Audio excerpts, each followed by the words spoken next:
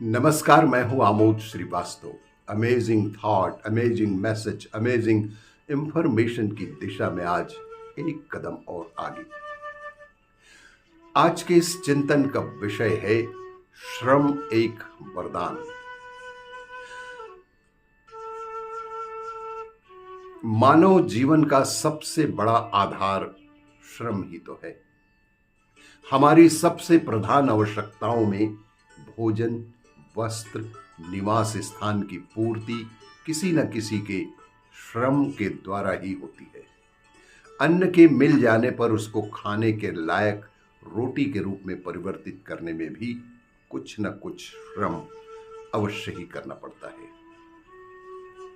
और बिना श्रम के वह ठीक तौर से हजम होकर शरीर में रस रक्त के रूप में बदल भी नहीं सकती। यह सब देखते हुए भी मनुष्य श्रम से बचने की चेष्टा करते रहते हैं।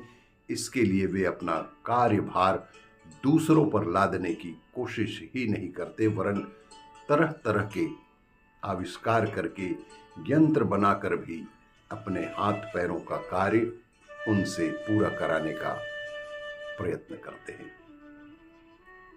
और परिणाम यह होता है कि चाहे मनुष्य की दिमागी शक्तियां बढ़ रही हों, पर शारीरिक शक्तियां क्षीण होती जाती हैं और उसका जीवन कृत्रिम तथा परावलंबी होता चला जाता है।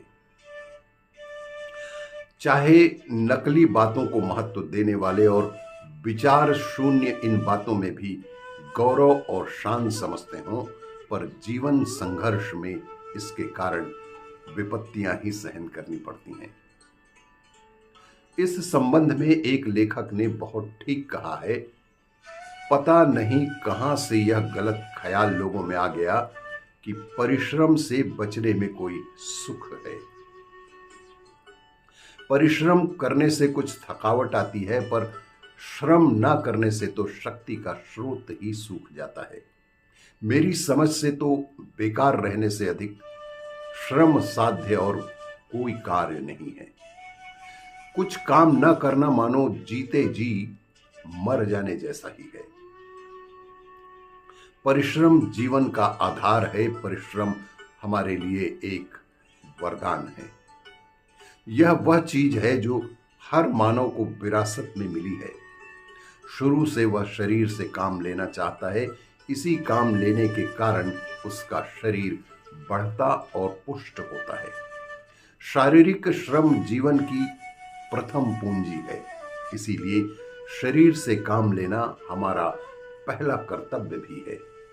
हाथ पांव की दृढ़ता हर पग पर आवश्यक है, और स्वाभाविक है कि जिन अंगों से काम ना लेंगे वे कुछ दिनों में मुरझा जाएंगे, कमजोर हो जाएंगे।